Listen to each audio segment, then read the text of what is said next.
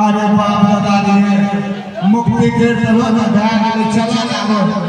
ओकरा छे उठाए ना ओकरा पिंडियो पर उठवा तो ओकरा सबका चला समय पर खदा ना दो या पिंडी बना दो अब चिड़िया जल्ला हो बा लकड़ी का मेरा जो मां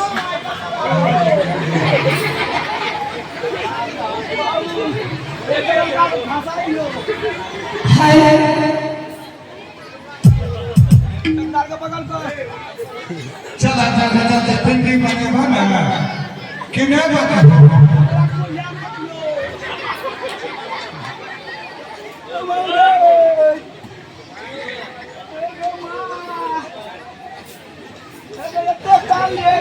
दादी नस्ता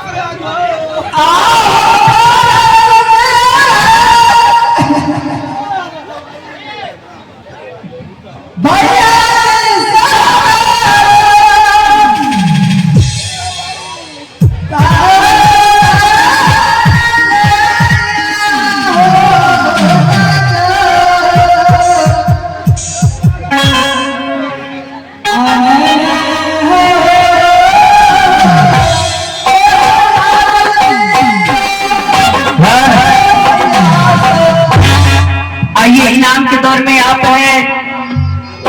भोला सादा का सपुत्र सीतो कुमार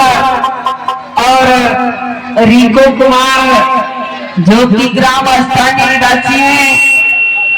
उन्होंने यह बाबा राम भद्री महाराज जी की गर्दन को देखते हुए दिल में लग गया चोट तो निकाल दिया 51 रुपए का नोट।